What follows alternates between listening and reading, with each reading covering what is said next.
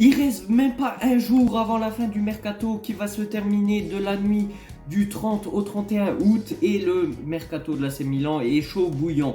Déjà, Fabrizio Romano a officialisé un nouveau joueur qui va effectuer ses visites médicales aujourd'hui, ce jeudi.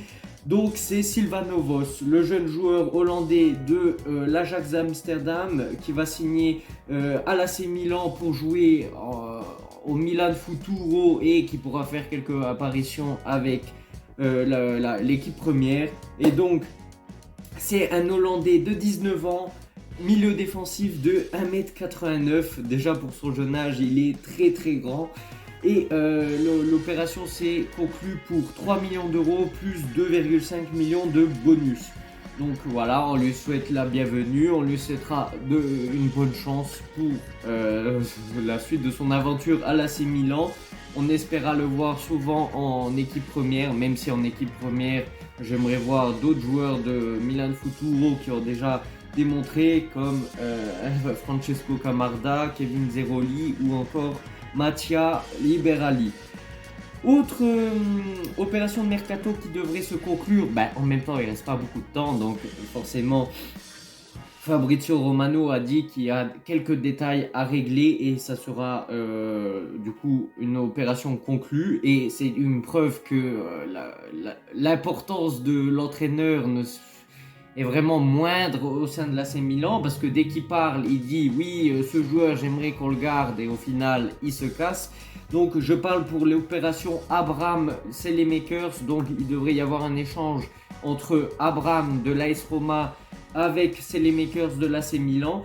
Selemakers qui était le chouchou de Fonseca dans les matchs de pré-saison, il a même crié sur tous les toits en conférence de presse, oui, Selemakers c'est un joueur que tous les entraîneurs voudraient avoir, et preuve que que l'AC Milan n'en a rien à cirer de son entraîneur et de ses convictions et de ses envies. Pareil pour Kalulu, apparemment Fonseca aurait bien voulu garder Kalulu et il s'est cassé à la Juventus. Donc la preuve que l'entraîneur n'a aucun pouvoir dans ce mercato. Donc on parle d'une opération, du coup d'un échange entre Abraham et Selemakers. Plus Milan devra verser à l'AS Roma entre 8 et 10 millions d'euros. Moi c'est quelque chose que je comprends pas. Dans les autres clubs, il suffit qu'un joueur fasse vraiment une demi-saison bien, tu vas l'évaluer à 30 millions d'euros. Par exemple, c'est les Makers à l'Inter, je suis sûr il vaudrait 30 millions d'euros. Vraiment, il ne vaudrait pas le vendre en dessous.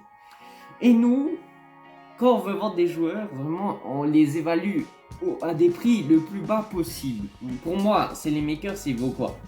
20 millions d'euros, on va dire. Mais tu m'expliques pourquoi?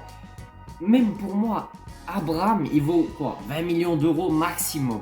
Pourquoi tu m'expliques que quand on doit faire un échange avec Abraham et Selemakers, pourquoi on doit leur donner 8 millions d'euros? Du coup, pour moi, l'opération est pas très promue de ma part, parce que vraiment, on est en train de surpayer le joueur. Après, est-ce qu'on en a besoin? Oui, on a besoin d'un numéro 9. Est-ce que c'est un joueur qui me fait devenir fou? Non. Est-ce qu'il va être utile? Certainement, même si bon, c'est un joueur qui est souvent blessé. J'espère qu'il va se remettre en forme à l'AC Milan. Il sera certainement plus utile que Luka Jovic. Il sera certainement plus utile qu'un Okafor adapté en pointe, alors que c'est un ailier gauche, et il a démontré que quand il jouait contre Parma en pointe, il avait tendance à s'excentrer sur le côté gauche, et c'est là où il était plus intéressant. Donc, il sera utile, oui. Espérons qu'il ne va pas se blesser. Normalement, l'opération devrait se terminer, je veux dire, elle devrait se finaliser dans les prochaines heures, parce qu'il ne reste plus beaucoup de temps.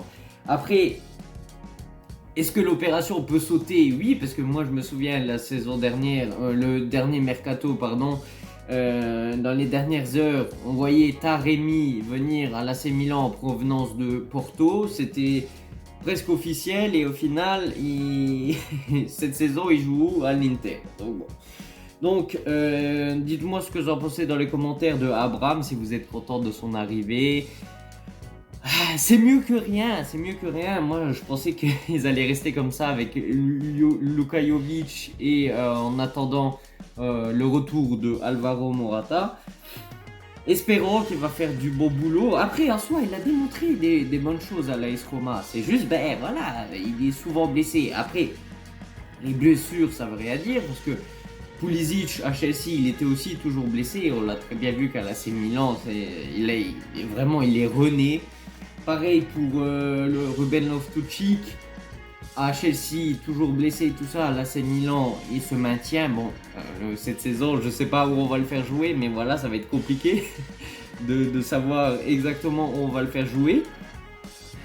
Et il y a d'autres joueurs comme Tomori et tout ça qui, quand ils étaient en première ligue, ça n'allait pas. Et quand ils sont venus à l'AC Milan, ils ont vraiment remonté la pente, on va dire. Donc voilà, on va souhaiter le bienvenu à Abraham, même si bon, c'était pas le joueur de mes rêves. Mais en plus, on est en train de le surpayer selon moi. On parle de 5 millions de salaire, je pense. Ce qui n'est pas rien. Mais bon, on verra bien. Une autre rumeur qui a refait surface, voilà, on en avait déjà parlé sur cette chaîne YouTube quelques mois en arrière. Adrien Rabiot, qui n'a toujours pas de club à quelques heures de la fin du mercato. Milan serait tenté par le prendre. Après, apparemment, il faudrait faire de la place dans les listes. Voilà, parce que pour ceux qui n'ont pas encore compris, il y a des listes. Il faut remplir certains critères pour remplir la liste, pour inscrire les joueurs en Serie A. Et donc, s'il y a trop de joueurs étrangers, tu ne peux pas inscrire les joueurs dans les listes. Donc, Milan doit impérativement vendre ses joueurs avant. Donc, on a fait partir Adli à la Fiorentina. Du coup, c'est officiel. Prêt avec obligation d'achat pour 15 millions d'euros à peu près. Bennacer, apparemment, il y a les équipes d'Arabie Saoudite qui sont en train d'essayer de le prendre.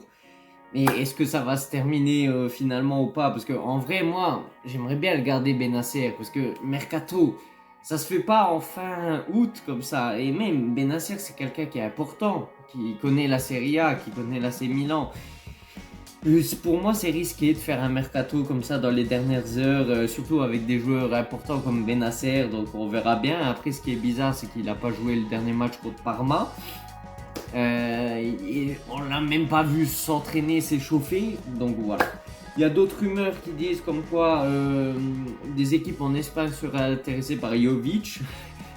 Moi, c'est ce que je suis en train d'analyser, c'est que le mercato est bientôt fini. Tu peux pas faire des entrées, des sorties, tout en même temps. Ça va être vraiment un désastre. Moi, si on arrive à prendre Rabiot, même si pour moi ça va être très très compliqué, ça sera une énorme surprise déjà d'un premier côté, parce que vraiment, Rabiot, en plus avec son salaire, il prend quoi, 7 millions d'euros, ça va être très très compliqué. En plus, si tu prends Adrien Rabiot pour 7 millions de salaire annuel, les autres joueurs dans l'équipe, Théo Hernandez, ils vont se dire hey, moi aussi j'ai envie d'avoir ma part du gâteau. Et c'est normal. Du coup, ça va déséquilibrer le vestiaire. À voir ce qu'ils vont nous concocter. Déjà, l'arrivée de Silvano Vos, c'est officiel. Abraham, c'est les makers. L'échange, ça devrait se faire. Les derniers détails doivent se régler. Rabiot, ça doit se faire seulement. Déjà Milan essaye d'aller le chercher et il viendrait à l'AC Milan seulement suite au départ de, je sais pas, d'un Luka Jovic ou d'un Bennacer. Ça va être trop compliqué. Très compliqué pour moi et je pense pas que ça va se faire pour Adrien Rabiot. Ensuite, il y a eu les tirages de la Ligue des Champions, je comprends rien. Milan est dans un groupe avec Atalanta, Arsenal, Juventus, Atlético Madrid, Bayer Leverkusen, Benfica, Bruges et Shakhtar Donetsk. Moi, j'ai rien compris. Je sais qu'il y aura un grand classement et les 8 premières équipes seront sélectionnées pour jouer directement les 8e de finale. Les autres équipes vont jouer les 16e de finale pour essayer de se qualifier en 8e de finale. Bon, moi, j'ai rien compris. Je vous ai mis ça comme ça. Dites-moi ce que vous en pensez dans les commentaires. S'il y a quelqu'un qui peut m'expliquer comment ça fonctionne, la Ligue des Champions cette saison, je comprends plus rien. Moi, j'aimais bien l'ancien format. Après, ça fait du bien d'avoir du changement un peu. Dites-moi ce que vous en pensez de l'arrivée de Silvano Vos, de l'échange Abraham, c'est les makers. la possibilité que Adrien Rabiot vienne à l'AC Milan et que Benacer se casse, et ainsi que Luka Jovic. On se retrouve pour une prochaine vidéo. J'ai reçu mon colis, je vais faire un pack opening dans les prochains jours, vous inquiétez pas. Sur ce, on se retrouve pour une prochaine vidéo. Ciao ciao.